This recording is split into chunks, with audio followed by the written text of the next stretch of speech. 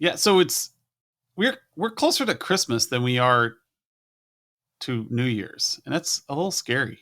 Yeah, it is. And it just keeps But on also, rolling. yeah, but it also means that we're in quarter three now, people. And for some people, that's going to put a death grip on your heart. Some of you are going to maintain your obliviousness and be like, it's not so bad. Yeah, I've got 6 months. I'm good. right. And other people who are a little bit more OCD are like, oh crap, I'm behind. I was supposed to have all Yeah. this stuff done by now, and I don't have it done. All I got is 6 months left, and a panic attack will occur, and eventually you'll settle down and get into firefighting mode. Well, But and then you get people like me who have been through this cycle. I don't know how many times, and so one of my skipisms, it's really kind of one of my favorites. Not a practical one, but really one of my favorites. And it is there's no minute like the last minute. All right. And so if you're thinking, oh, I'll squeeze that in, at the last minute, remember December is a black hole for meetings. Okay. So any meeting invite sent for December is just going to go to nowhere. And November gets kind of dicey. So, if you're thinking no minute like the last minute, you need to roll up your timetable a little bit because your minute's coming faster than you might think. yeah, I mean, we got to focus on like the iterative process is what I tell people. I've got in our email this week about focus on what you can do today to accomplish your goals tomorrow. Yes. And it has to be an actionable item, no matter how little. If it's just as little as moving your pen to the right spot on your desk so it's ready to go tomorrow, do it. But do Yep. something. And because you get through this and you end up like having all of these bad things happen to your company, and you don't understand why you can't get ahead of the firefighting. And it's because you're Hmm. not doing appropriate threat analysis. And that's what this course is all about, is risk analysis. And threat, risk, whatever you want to call it, it's bad things that are going to happen to you if you don't take care of them. Yes. And in tech, we often focus on the wrong things being threats, because you can make a ton of money talking about cyber threats and saying, hey, there are 2,600 vulnerabilities on your firewall, and I can Oh yeah. mitigate 2,500 of them for $2,000 a month, and the last 100 will cost you an extra $1,000 a month because they're complicated and they require an extra piece of equipment. And I can sell those all day. But Yep. why? But why? Yeah, Cisco has a great tool that I used a few times, and you could plug it in and have a scan, and it would run across the network, and it would generate all of these documented vulnerabilities. And there's a whole process that goes into that, and from that you could create this massive list of things that need to be done, hardware that needs to be replaced, firmware that needs to be upgraded, configurations that need to be changed, and just the list could go on, but you'd have to step back. And before you could do anything reasonable with that list, is you need to ask why. Do we really need to do anything? Are these really actual risks, or is it just a flag that someone needs to look at and evaluate? Does it need some sort of interpretation? And when you do that, context is key. It is addictive to patch holes. I Yes. know, because I Yeah. did Qualys. I did Rapid7 analysis at multiple companies, and it does give you this reassuring feeling when you see that number go down by a large chunk. So I am Yes. accomplishing something. But there's this point in which a lot of people sit down and go, why am I doing this? Am I really improving it? So you work all day long and you get those 1,500 vulnerabilities down to 300. You're like, oh my gosh, I solved 1,000 vulnerabilities. It's a Uh-huh. thousand ways people could have come in that I fixed. Yes. And you feel so good about yourself. And you start thinking, wait a minute, what was the business threat here? Hmm. What was the business risk? What was the risk to the business? So let's say somebody gets in and they start doing things around here. What was the actual risk? This is a dog kennel. Yeah. You know, Yeah. Uh-huh. maybe I should have been focusing on vulnerabilities to webcams. Maybe I should have been focusing on vulnerabilities to the payment processing system. And, you know, you start looking at a higher level and you start thinking, what does the dog kennel consider a threat to their company? Well, they've got threat of outside competitors. They've got threat of environmental. Like, what if a thunderstorm comes while dogs are in their kennel and they freak out? There we go. What if a threat of a new kennel opening and taking all their customers away? What about Yeah. the threat of a bad situation or of a plague of some kind, coming in and getting into the animals that are at their dog kennel? All sorts of threats that they're thinking about. And then you come to them and tell them about how you're going to patch 1,000 vulnerabilities in their firewall. Yep. Guess where your threat analysis went? Yes. And that this is a process that you have to go through with your clients. You can't do this in a vacuum. So, old man story time here. At one point I was working with two banks, two very good sized banks, both operating in the same market, and we're working through the FFIEC. I think that was the audit that they're going through. It's part of their banking regulatory compliance, and the information, the requirements, and the regulatory requirements are the same essentially for these two banks. Slight difference in size, but not drastic. And one bank is taking an entirely different approach to these regulatory requirements. And I remember something so specifically. I was sitting down in a personal one-on-one meeting with one of the bank presidents, and he looked at me and we were talking about these things, and he says, yeah, that's really not a concern for us. The board and I don't feel that we need to invest much in that area. And that was pretty much an aha moment for me, because I realized that they were able to look at these objectively and say that doesn't really apply to our business. So the scenario here, just real quick, was these two banks. One really wanted to kind of be the new digital local, hip new age sort of deal. They had the app and the remote functions, and these really snazzy sort of branches they were building. They really wanted to be that cutting edge. And this other bank was very much an agricultural sort of service. Their customers may very likely walk into one of their branches with stinky stuff on their boots, right? Because that was the marketplace. And so they looked at their As businesses long as those in right stinky stuff. as long as the right, yeah, the money making stinky stuff, right? And so these two banks, while they are needing to fulfill essentially the same regulatory compliance, they are approaching these details in a very, very different functionality because their businesses operated differently. And if I would taken what one bank wanted to do and said, "Hey, this is just the way it does," and try to apply it to the other bank, I would have failed miserably. It took that context, it took that conversation to understand what does this bank want to do, where are they positioning themselves. And sometimes it's liberating to hear from your clients when they say, that's a risk we're willing to take. All right, Yeah, and you accepting understand a what's risk going is on. always an option. Yes, yes. Unfortunately, with most people, they don't understand that. They want you to mitigate because that allows them to check the box. Hmm. That allows them to say, "Hey, I did this thing and I accomplished and I have worth." Yeah. Instead, you need to focus on what does the business care about, because they're going to look and go, you know what? I'm okay if the firewall is a little loose. I mean, honestly, there's nothing on that network segment. Worst case scenario, somebody comes in, creates a bot out of a computer. Hmm. I'm okay with that because I need to spend this $2,000 a month on making sure that there aren't diseases coming into our Right. environment infecting Mm. dogs. I'm gonna improve my environmental controls so we have this thing that protects our clients internally. It is a Right. higher priority than the technical threat. Now, in the IT person's world, they're in this universe where the most important thing is technology. Hmm. And because of that, everything seems to take a back seat to everything. To was it to a hammer, everything's a nail.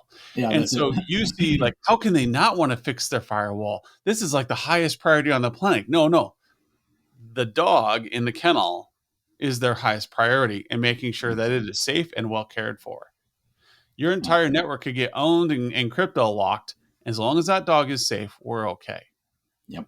Now, it may be a secondary threat where we say, hey, biggest threat to the company is cash flow. And if they lock up your system so that you can't collect payments, what are you going to do? Oh, you know what? We'll have a backup system. We'll get a Square account and we'll spend $20 a month on allowing for clients to pay us via Square if that happens. Right. That's a lot cheaper than your $2,000 a month to put an entire cybersecurity thing in. So they've accepted the risk and then they've mitigated it and offloaded it to another system. Yes. And And as long so as you're part of that transferring process, risk is yes, another thing, yes, absolutely. So they may decide they want to insure themselves against the risk, and that's okay. But in a site in IT person, they look at it as fix the IT, the technical threat. And that is the wrong way to approach it, and why most of the technical companies I look at suck at risk analysis. They're really great at checking the boxes for NIST Hmm. or for PCI or name your cyber threat out there, your compliance initiatives. They're really great at checking those off, and they make a lot of money doing it. And so that stuff gets pushed a lot, and there's a lot of marketing that gets pushed behind threat analysis via compliance checklists. But if you look out there are very few in the IT arena that talk about business risk matching to cyber risk. And some places do it. Like I think Nessus or Rapid7 has a where you can identify critical assets and they get weighted higher on risk analysis, Yeah. which is a step in the right direction. But it doesn't teach the IT people what they need to know about the biggest priority for this client is what is it is it dogs because they're a dog kennel is the supply chain because they're a general goods store. What is the biggest threat? What would crush their business if this event occurred? And then Right. what technical components to that threat are there that you can mitigate on their behalf? And if you don't know first what the biggest threat to the company is, you can't identify what technical threats exist that will augment that. Yep. And the practicality of it is you're going to have to prioritize this. I was at a conference recently, and of course, security is a big focus, and they've got lots of data, and they show all these charts. And at the end of the day, the results are all kind of the same, no matter what analysis you're looking at, and that's the threat risk is going up. And the amount of work that we need and the amount of money that we need to spend on mitigating threats is increasing. But at the end of the day, there's not an unlimited supply of money to address every single risk in an environment. So you're going to have to make sure that you're coordinating your security activities with the things that are going to mean something to a client. Back to that banking customer I had, if you get down to the details and a lot of these controls within the regulatory audits, there are maturity levels. And your clients need to kind of, especially if you're in a regulatory environment, they probably understand those a little bit more. And again, I remember talking with the bank president, and he said, we need to be at maturity level 2 in this particular control. That's our minimum part that's going to cover us. And he actually said getting to maturity level 3 doesn't really buy us anything. It doesn't do our business any good. We're not going to make any more money. We're not going to land any new customers, particularly because we're at maturity level 3. And so if you're trying to sell them a security initiative that will get them to maturity level 3 and they have no desire to go there, that's going to be a really frustrating sales Yeah, cycle. I So think understanding what they need and then positioning the tools, that's the place you need to be.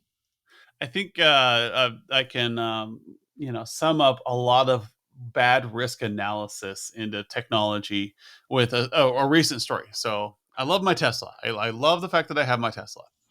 And what I did not expect was the number of people trying to poke holes in the good purchase I made.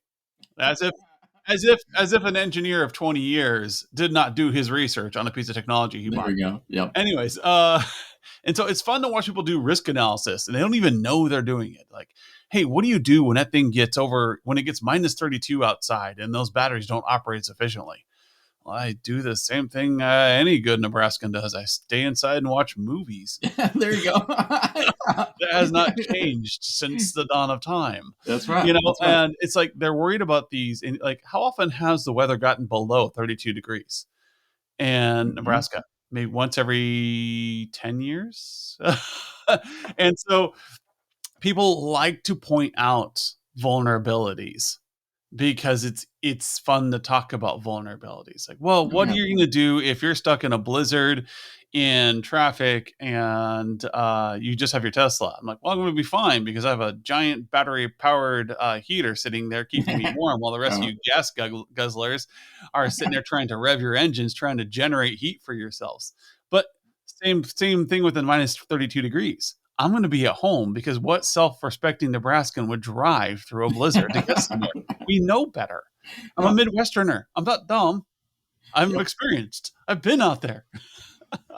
And so, like, your businesses are looking at things the same way. Yes, this thing could happen, but the threat is low enough, or the chances of threat, probability of threat, if you follow the equation, is so low, it's worth accepting the threat to them. Yep. Or, Mhm. even if it was exploited, worst case scenario, I'm stuck in a blizzard. Oh, well, it won't be that bad. When we get to that point, we'll just deal with it like this. I'm okay spending $10,000 in remediation if that happens. Yes. Yeah. It Well, won't it won't and that, impact the loss of business. It won't stop people from coming into my kennel. It'll just take me another day to process the payments yes. via an alternative method.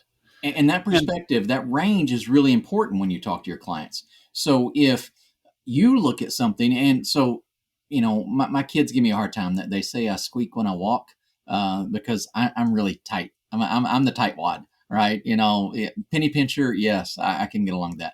So, there are times where I've looked at something and just the dollar amount alone seemed like, oh, way, that's ridiculous. That's way too much. But you come back and you look at that dollar amount in the context of what it might do, whether it might prevent a risk or enable something, or just what it would do to that business. And all of a sudden that dollar amount has more meaning. And I guess that's my lessons learned. It's not so much how much the dollar amount is, it's how much is it in relationship to what it's going to affect. If you think it's an astronomical sum of money, but it's 1% of their revenue or something, and it could impact 10 to 20% of their revenue, a client's going to be willing to spend on that all day long because they see the impact. But the flip side of that would be as well, if it's what you think may be a relatively inexpensive sort of technology fix, but in the context of the revenue that they're generating, if it's half the amount of revenue that they're going to make on it, it's just simply not worth doing. They may shut down that whole business line if it's really going to be that big a threat because they're not generating enough money off of that. So the dollar amounts are really not that important. It's always going to be the dollar amount in relationship, in context of what it's going to provide, what it's going to mitigate or enable an organization to do. yeah, and to like just kind of bringing this all for full circle, because we have a whole quarter we're going to be talking on risk analysis, and we're going to be hitting on this throughout this quarter in this podcast as well. Of what does risk mean? Risk is threats, and there's lots of cute little equations out there in cybersecurity world how to properly identify risk, and very few of them actually talk about business threat. Yes. And that Yeah. is what is most important. If you want to sell your cybersecurity initiative to a client, you need to understand what business threats exist to them and how you align with those. Cyber threats are always secondary to business threats. I'm sorry, they are. Business threats always come first. And if you can align your risk analysis with business threats. So maybe a business threat is, hey, you're out of compliance with PCI. If you stay out of compliance with PCI, you're going to lose the ability to process. And that's a huge deal. That's a huge business threat. Absolutely. Yes, that Now, affects revenue. and that will immediately be sellable to your client because now they have something that is threatening their revenue stream that you can help fix. But if you can walk into a situation, you can see that your business threat times your cyber threat equals opportunity, that becomes more likely to be sold than a business, or a risk equals business time equals threat times impact, or whatever equation you're using. Use something more along the lines of the probability of the business threat being exploited by a technical threat or technical opportunity equals the risk to the company and how much they're going to care about it. It's complicated because you have to have a relationship with your client so that you can understand what's important to them, and you can identify when something comes up on your threat analysis like, oh my gosh, they're really going to care about this. There's no multi-factor on the webcams, which means somebody could come in and exploit their little floofy dog, you Mm. know. Yep. They're going to dog nap them because now they know where they live. They can see it on the keychain or something like that, and it's increasing the threat and because it's reducing privacy of the dogs and where they are. So those are things that you can care about because now you know it's a priority to your client. Maybe it's a doctor's office and there's the HIPAA standards. Okay, they got that lockdown tight. But what about the rest of the business? What do they care about? They care about client privacy. Well, what if their webcams got hacked into and now they know who's coming in and out of the women's clinic? That can be a big deal. Yeah. Or who's Yep. coming out of the cancer clinic? That can be a big deal. Yep. And so you can mitigate those threats. You can help your client say, hey, we will help you respect the privacy of your clientele by doing X, Y, and Z. We discover that this is an easy thing to go into. Likelihood of exploitation is really high. All they need to know is maybe you have somebody who doesn't like you, or maybe you've got a hacktivist out there who wants to come in and expose you. This is how we're going to help you. This is how we're going to further your company. This is how we're going to make you a company of choice because now you are safe. Now you're a good bet. And all that comes from having better conversations with your clients about what risks there are to their business and being very aware of them, and then teaching your own technical staff, here is what Dog Kennels R Us cares about. This is our Yep. number one priority. You can sell technical threats to them all day. You can sell technical solutions to them all day. But unless it affects their business priorities and business risks, they're not going to buy in on it. Or it's going to be a Well, really hard sell. And this yeah. is why a lot of you end up spending your days firefighting all the time because you don't know what your own business risks are and you're not mitigating them. And so they're Yep. randomly popping up and ruining your day and they're ruining your client's day. But if you can appropriately do risk analysis, we can get ahead of this and get out of firefighting mode, which will be the topic of our next podcast, where we're going to talk about how to get out of firefighting mode All right. through risk analysis, through proper risk analysis. So Okay. stay tuned next week for that episode. Skip, thanks for coming on. You bet. Again, understand your business's priorities, understand their risks, and you will come out ahead. Sounds good. Thank you.